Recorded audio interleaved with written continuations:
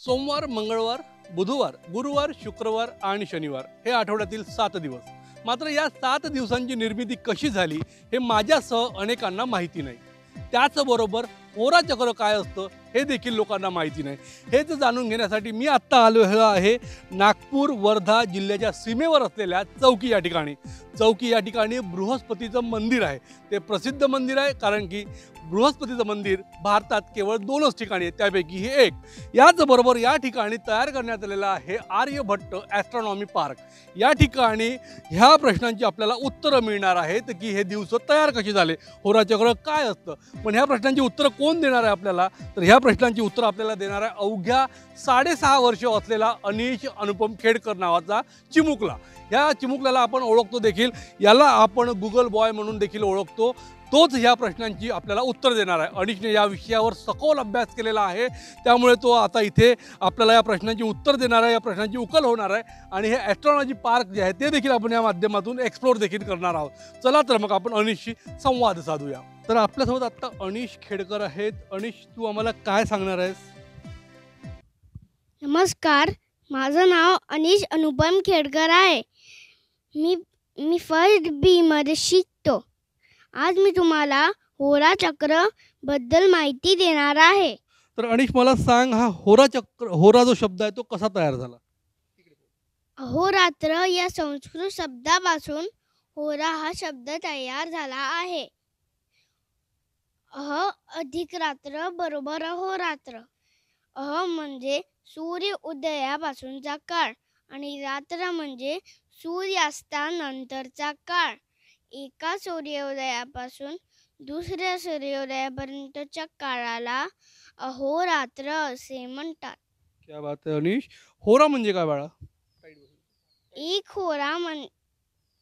होरा मध्ये की एका अहोरात्रात 24 भाग केले तर त्यातल्या एका भागाला होरा म्हणतात, म्हणजेच 1 आवर.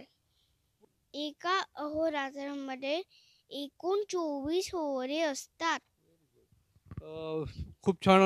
की होरा चक्र कसं तयार झालं? आमंदान शीघ्रपर्यंतम होरेशा.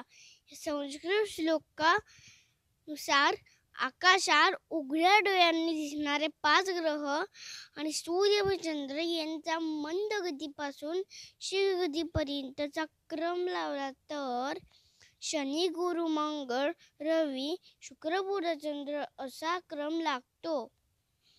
क्या बात आहे अनिश. अवघ्या 6 वर्षाच्या अनिशला एवढं नॉलेज आहे जे आम्हाला सुद्धा नाही. थक्क करणारं नॉलेज आहे. अनिश, मला सांग, आता ह्यात सूर्य व चंद्र यांना स्थान का दिले जातं? आपण पृथ्वीवर राहतो, आपल्याला पृथ्वी फिरताना दिसते का? नाही. पण सूर्य व चंद्र फिरताना दिसतात का? हो. म्हणून होरा चक्रामध्ये 5 ग्रह आणि सूर्य व चंद्र यांना घेतले आहेत. शनीचा भ्रमणकाळ काय किती असतो? शनीचा भ्रमणकाळ 29 इयर्स.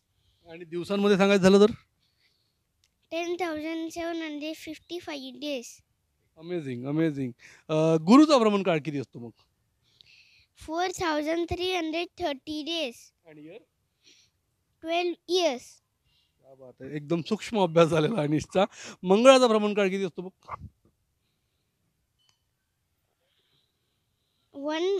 1 year 88 days. आणि दिवसांमध्ये? 687 डेज. अप्रतिम. मग रवीचा सांगून दे आता, भ्रमणकाळ किती असतो मग? जेवढा पृथ्वीचा 1 year म्हणजेच 365 डेज. आणि शुक्राचा भ्रमणकाळ? 225 डेज. बुधाचा भ्रमणकाळ? 88 डेज. चंद्राचा भ्रमणकाळ? 27 डेज. शाबाश अनिश, व्हेरी गुड. तर आता अनिशकडे आपण परत येऊया. अनिश, मला हे सांग की आता तू हे वार कसे तयार झालेत हे सांग. हे जाणून घेण्याची उत्सुकता अनेकांना आहेत. काय सांगशील? शनीचा भ्रमणकाळ खूप जास्ती आहे आणि चंद्राचा भ्रमणकाळ खूप कमी आहे. प्रत्येक दिवसाचा पहिला होरा त्या दिवशीचा स्वामी असतो. त्या स्वामीनुसार 24 होऱ्यांना त्याचे नाव दिले आहेत.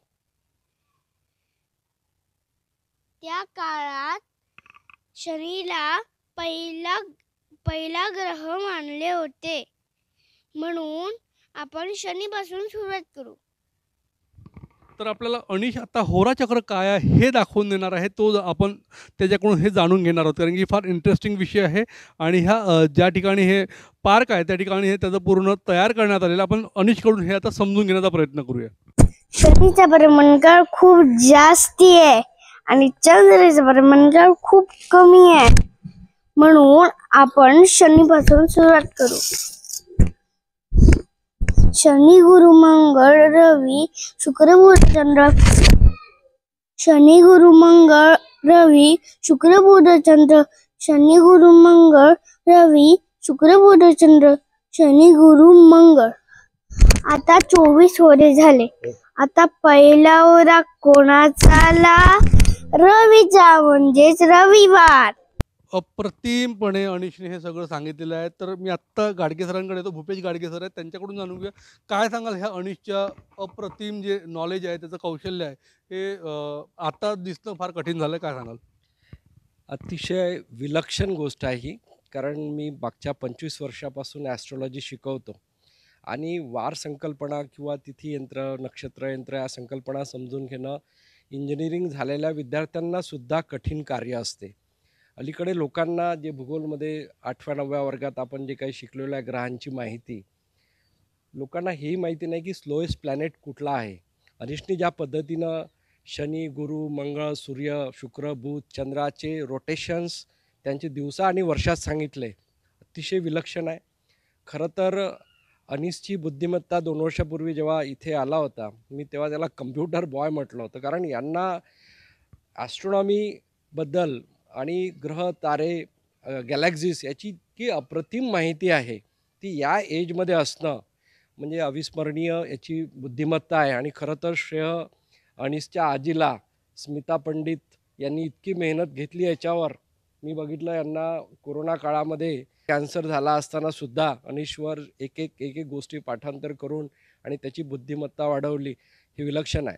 मला एवढं सांगायचं आहे की जसं गुलाबराव महाराज तुम्ही नाव ऐकलं असेल, ते एकही वर्ग न शिकता जन्मांध असलेल्या व्यक्तींनी 122 ग्रंथ आणि गुढार्थ दीपिका, ज्ञानेश्वरीत टिप्पणी केली.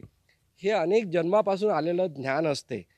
अनिशला याचा सराव हा आताचा नाही आहे, अनेक मागच्या जन्मापासून याचं प्रॅक्टिस झालेली आहे. आणि हा मुलगा भविष्यामध्ये ॲस्ट्रॉनॉमर किंवा ॲस्ट्रॉनॉमीबद्दल पूर्ण भारतभर प्रसिद्ध होणार असं मला नक्की वाटतं.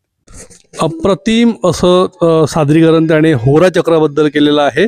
तर नक्कीच आजचा जी मुलं आहेत ते मोबाईल, टी व्ही, कॅमेरा किंवा इलेक्ट्रॉनिक जे उपकरण आहेत त्याला अडकून पडलेले आहे. मात्र अनिश सारख्या ज्या मुलं आहेत, अवघ्या 6.5 वर्षाच्या वयात त्यांनी इतकं ज्ञान अर्जित केलेलं आहे की ते बघून जे इतर पालक आहेत त्यांना त्याचा हेवा वाटेला आहे. नक्कीच त्याच्या आईवडिलांचा तो एक सांगायचं म्हटलं तर एक आदर्श आहे. त्यांनी जे आदर्श घडवलेला आहे लहान मुलांसाठी तो फार अप्रतिम आहे.